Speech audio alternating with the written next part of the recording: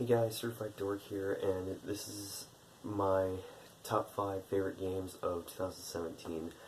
And first start off by saying Happy New Year. Hope you guys had a fantastic and safe New Year's Eve and all that jibber jabber. But yeah, all I did was just stay home and just play games. I guess it's really all I did. So I don't really care about New Year's Eve parties anymore.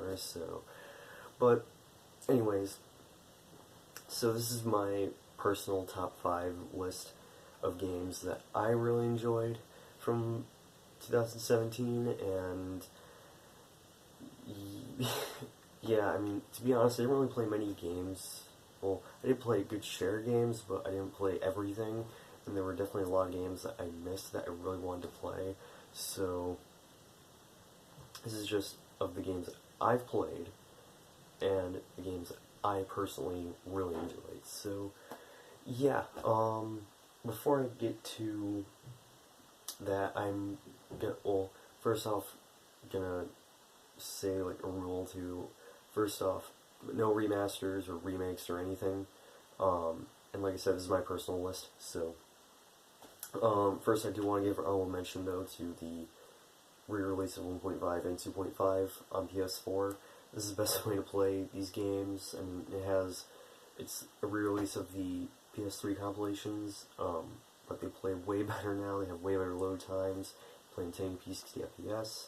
This is the best way to play them. So if you have not played these games yet, this is the best way to play it. So yeah.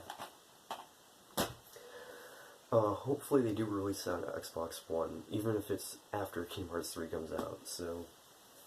But yeah, so on to the actual list. So coming in at number 5 is a game off an HD compilation. If you're wondering what compilation that is, it's the Kingdom Hearts 2.8 collection. Now, yes, this may be an HD compilation, I get it, but I'm mainly talking about Kingdom Hearts 0.2, which is a brand new game, that came out this year. It may be off this compilation, which has Dream Drop Distance and Kingdom Hearts Keyback cover, which Dream Drop Distance on PS4 is amazing, by the way, and Kingdom Hearts Keyback cover was it was just so good to watch. But Kingdom Hearts 0.2 itself is a brand new game, so yeah. Now, how is 0.2? It is probably so far one of the best entries, in my personal opinion. I thought the story in 0.2 was really good. I really enjoyed the combat. Graphically, it's stunning. This is like, 0.2 is the best looking Kingdom Hearts game to date. And the thing is, if I remember correctly, he said that they haven't even fully polished the engine for the game yet.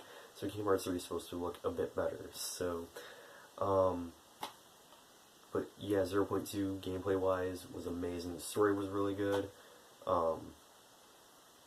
It's probably the more simplistic one compared to all the other Kingdom Hearts games. But there's really no need for complexity with the combat because it's a really short game. It took me like 3 hours to finish it. So, but yeah, the music's fantastic as well. So definitely Kingdom Hearts 0.2 probably would have been higher on the list if the game was longer, but it doesn't really need to be longer since it's really just more of Aqua being in the realm of darkness. So, but yeah, 0.2 off the 2.8 collection, high recommendation for me. Okay, number 4 is actually a game that I have on PC, which, you might not hear from me all too much because I don't really play games on PC all too much.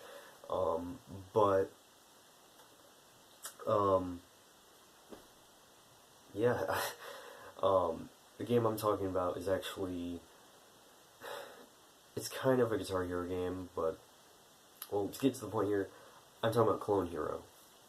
Now, if you don't know what Clone Hero is, it is essentially a really stripped down version of Guitar Hero 3, which, may not sound that great, but it's actually really, really good. It's running on Unity engine, so it can probably run on most PCs nowadays.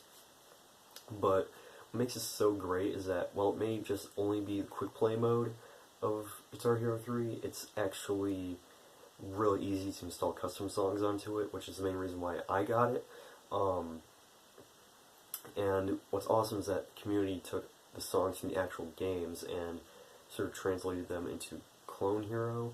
So now you can play all the songs from all the Guitar Hero games, even all the Rock Band games, and all their DLC as well in Clone Hero, and that is so awesome. I'm telling you, having access to all these songs I never got the chance to pick up on the actual games themselves is so great. So, like, one song I wanted to pick up for Kingdom Hearts, for Guitar Hero 3 is Almost Easy by Avenged Sevenfold. And for those who don't know, you can no longer buy the DLC for any Guitar Hero games, so in other words, if you want to get the DLC for Guitar Hero 3, this is really the only way to get it, so I'll definitely need a glass of water after this, but it's great. Clone Hero is awesome. Every day since I've found the 360 controller receiver, which has been lost for like a long time now, and then we found it recently. Ever since I got the crap set up for that, with a Guitar Hero controller and whatnot, I've been playing it ever since. I've been playing it every day ever since I had it set up. So yeah, Clone Hero may sound like a cop-out, which I can totally understand, but it's really awesome. I highly recommend it for those of you who play Guitar Hero on PC. It's way easy to install custom songs. Like, really all you have to do is just download the custom song that you want, extract it to the songs file in Clone Hero, and there you go. Sometimes it won't work, unfortunately, but most times I've had it work, so. But yeah, Clone Hero, high recommendation for me, especially if you're into Guitar Hero. Okay, coming in at number 3 is a game that really took me by surprise. This is a sequel, and the first game that came out back in 2014 was a huge disappointment. I was with everyone else, and I was really looking forward to the game, but it ended up being just a big disappointment. It wasn't a bad game by any means, but there's definitely a lot wrong with it. This sequel fixed all those issues for me personally. I'm not sure about everyone else, but I know with this sequel, it fixed all the issues that I had with the first game, and that is Destiny 2. Wow, such a step up from the first game. Let me first start off with the story. Now, the story in the first game was non-existent. Like, you could just, pretty much what really mattered at that point was the gameplay, which the gameplay was actually pretty fun. But the story was very non-existent in the first game. This game actually has a really good story, believe it or not. And, which is shocking for me to say, because I'm not really a big fan of Bungie's previous work, mainly when it comes to single-player. Multiplayer, more specifically, I'm talking about the Halo series, by the way. When it comes to the single-player, I'm not really a fan of Halo, but when it comes to multiplayer, my god. I love Halo's multiplayer. But this game actually had a really good story. I loved the characters. I thought, what was his name? Gaul or some crap? I thought he was kind of an interesting villain. Not the most interesting villain out there, obviously. There are many other games with way more badass villains, but I thought Gaul was actually a really interesting villain. Yeah, also, we got to learn more about all the characters, like Zavala, Ikora, and Cade, those main characters specifically. I'm really going to need a glass of water after this. My personal favorite is Cade Six. I think Cade is just really outgoing, and to me, he's kind of like, this is probably the worst comparison anyone's going to ever hear, but to me, he's kind of like Destiny's version of Dante, in a way. You know, like Dante from Devil May Cry. So, but regardless, Cade is my favorite character in this game. Now, how is everything else? Gameplay, it is the same in a way compared to Destiny 1, but the missions are what really make the gameplay. Really, just the gameplay is stupid fun. This game is just a lot of fun in terms of gameplay. Graphically, it looks a bit nicer compared to the first game. You might be able to tell, like, little differences here. Well, I shouldn't say that. You might be able to tell quite a few differences between the graphical quality of the first game and the second game right here. Yeah. Music is also pretty good too. I actually do like the music for this. That's another thing. I actually do like the music out of Halo, but yeah. But how are really all three components of this game, whether it be the campaign, the co-op, and the competitive multiplayer? The main campaign is really good, the co-op is a lot of fun, and the competitive multiplayer, you know, I wasn't really a big fan of the competitive multiplayer in the first game, but the competitive multiplayer in this game is actually not too bad. I mainly just played it because it's mandatory for some quests, but, yeah. So, all in all, this is a way better game compared to the first game. If you're wondering what character I'm currently playing, I am currently playing a Exo Warlock. It is level 20, which at the time, because I actually rented this a while back, at the time, level 20 was the max level. Now, thanks to the Curse of Osiris expansion, it's now 25. But other than that, my current light level is like 279, so I actually didn't play this at all today, but, well, I should say yesterday, because it's like, it's January 1st now, but yeah, that's the character I play. After I'm done doing some of the endgame stuff, or some more endgame stuff for my Warlock character, I'll go back to my Hunter character and start going through the game as my Hunter. So, but yeah, Destiny 2, such a step up from the first game, and is one of the best FPS I've played so far this generation, in my personally. So, yeah, Destiny 2, you have to trust me on this one. This game is actually really good, and I highly recommend it. So, yeah. Oh, and as you can tell, I'm actually wearing my Destiny 2 shirt as well. Forgot to mention that. Anyways, coming at number 2 is a game that is part of one of my favorite video game franchises of all time. And really, my love for survival horror really came with this game. And there are still many horror games that I still need to check out. Like, I need to get into the Fatal Frame series. I played Spirit Camera recently, and that game was really good, actually. But anyways, I really need to get into Fatal Frame. I need to go back and finish Amnesia. I really want to get Eternal Darkness on the GameCube at some point. Anyways, coming in number 2 is Resident Evil 7. Now, my current favorite Resident Evil is Resident Evil 4. This game is the best Resident Evil I've played since 4, which is saying a lot.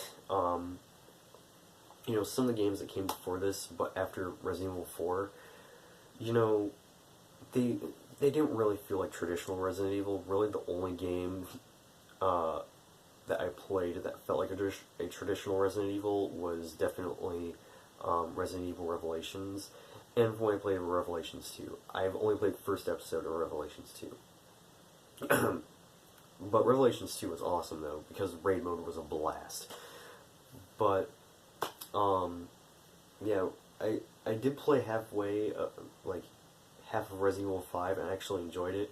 Resident Evil 6 I thought was okay. I lost my save file for that game alongside every 360 game that I played because our hard drive messed up, and all our save files got wiped on it, which is... lost my Skyrim save, so...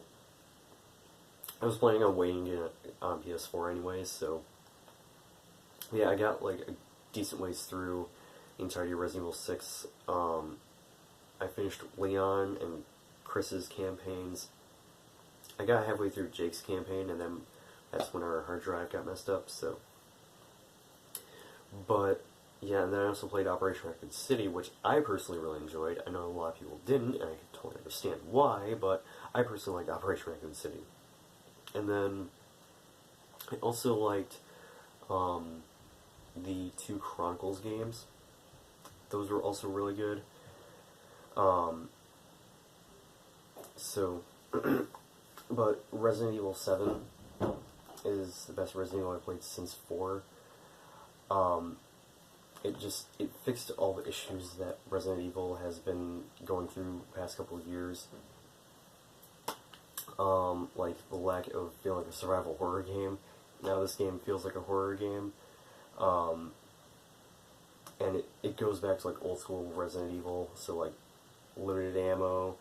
Like you don't just go into the mansion in this game filled with ammo unless you have the infinite ammo item after finishing it on Madhouse mode.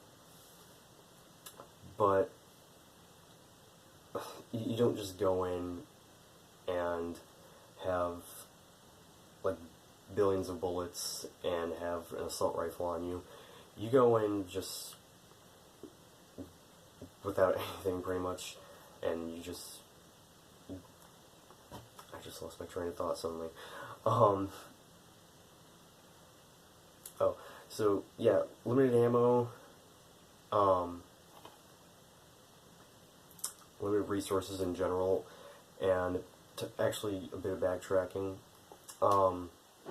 Some people actually compared this to Outlast, which I can totally see the comparisons, but in some ways, but it doesn't really feel like Outlast, somewhat, a good share of it, but, yeah, it definitely, it more nails old school Resident Evil, but it's pretty much old school Resident Evil, but in first person, so, but, yeah, graphically, this game is stunning, gameplay-wise, it's amazing, music is really good, and the story is, well, it's not the best, but the story for this game is really good. I personally really enjoyed the story. And the Not a Hero DLC for this game is also really good.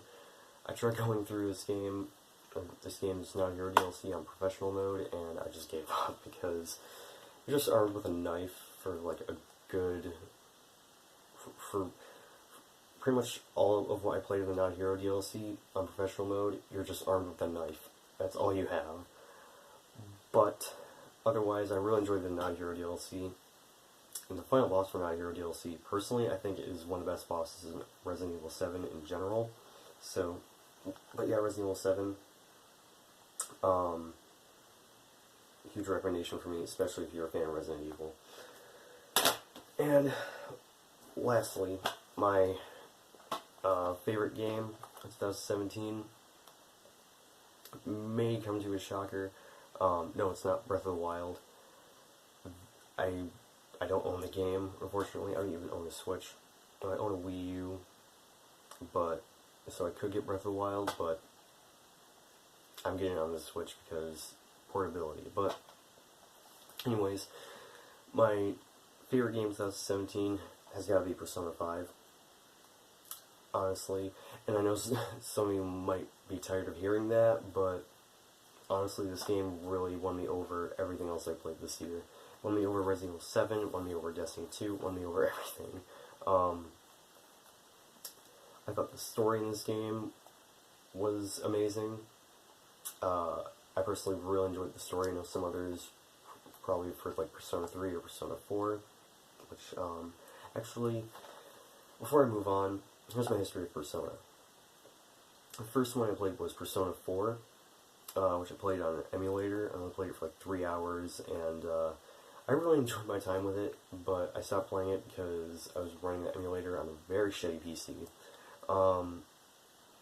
So I asked for a copy of it for Christmas. Got a copy of it for PS2. It was a brand new copy, actually. Went through it, got up to, what was it? The Adachi fight, that's as far as I got. So, yeah, I tried going to that same fight again on PS2 version, and my Persona setup was god-awful. So, then I got Persona 4 Golden, and I got the joining on that version. Persona 4 Golden, that's the best way to play Persona 4, honestly. And then I've also played a little bit of Persona 3 FES and Persona 4 Arena Ultimax. Both of those I'm borrowing. I need to return those to my friend, but I'm borrowing both of those games.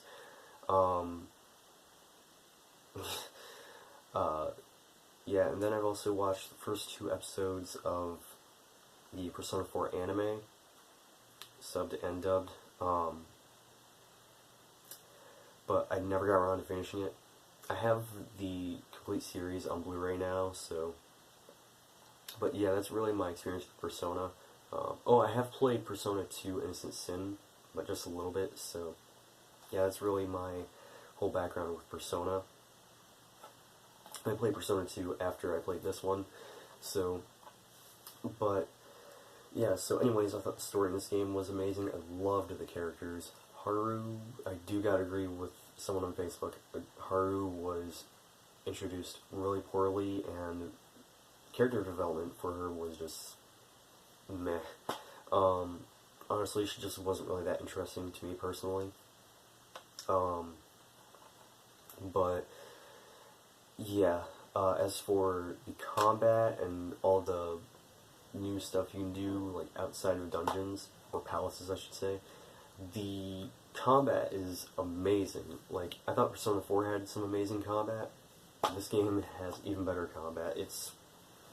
The way they have it is, instead of you going through menus and whatnot, they have all the face buttons and whatnot mapped to certain commands. Like, the main attack is for the X button, or the cross, or the hell you want to call it. Circle is for guarding, and vice versa if you're playing the Japanese version. Square is for items, triangle is for switching personas and using skills. I'm trying to remember. It's been a while since I played this. Up on the D-pad is for your gun. And then L1, I believe, is for tactics and whatnot. Pretty much what I'm getting at here is just all the face buttons, just many different buttons are used for different commands, so it makes battles way faster. So, yeah, I really enjoyed the battle system of this. I would even, towards the end of the game, which, no spoilers by the way, I don't really like giving spoilers, unless it was like a spoiler-esque review or something. Well, anyways, towards the end of the game, I would get into battles with low-level enemies because of how fun the combat was. So, yeah, the battle system was a lot of fun. Music in this game, one of the best soundtracks I've heard in video game history. And graphically, this game looks really good, even though it's pretty much like a port of PS3 version. Both versions are really identical. Really, it's just performance and resolution difference between both versions. And obviously the PS3 version didn't receive any collector's editions or anything. But anyways, what was I talking about again? Oh yeah, graphically this game looks really good. Like I said, both the PS3 and PS4 versions look nearly identical. It's just frame rate and performance and resolution differences. But it's more like minor differences. And also, I love the art style of this. Like, I'm telling you, and also I love how stylish this game is. This is one of the most stylish games, if not the most stylish game I've ever played. It's, like, I've never enjoyed watching a loading screen this much while playing the video game, so... But, yeah, so, overall, this is just an amazing game. I can see some of the issues that people have had with this game. I just personally think this game is amazing. I can't really call myself a Persona fan yet, because I've really only played Persona 4 Golden, and this game. which took me 111 hours to complete. And I did get the true ending on my first playthrough, but, which I got the final boss spoiled for me, but that's, I guess, comes to expected when it comes to going for the true ending for one of these games. But, otherwise, overall, this is my game of the year for 2017, and, yeah, Persona 5, if you haven't played this yet, it's also on PS3, highly recommend this. It is such a good game. I'm glad I got this game. I was really disappointed with not getting the collector's edition, but I was just really happy to get the game. So it came out around my birthday, so it can't be a coincidence. So yeah. So there you have it. That is, those are my favorite games of 2017. Let me know in the comment section below what your guys' favorite game of 2017 was, or favorite games of 2017 were. So, like, whether it be top 5, top 10, top 25, let me know in the comment section below. Really love to hear what your guys' favorite game of 2017 was. So, yeah, and I know that there are probably tons of games that I missed. So, again, let me know in the comment section below. Some of the games that I probably would have missed are like Tekken 7, which I rented, and that game is awesome. Nier Automata, which I just don't have. Neo, Horizon Zero Dawn, which I have not played yet, unfortunately. Just, yeah, there are a lot of games that I missed out on, so. But yeah, so, there you have it. Thank you guys so much for watching. Let me know in the comment section below what your guys' favorite games were, and, yeah, I'm Certified Dork signing off, and as always, peace out, my friends.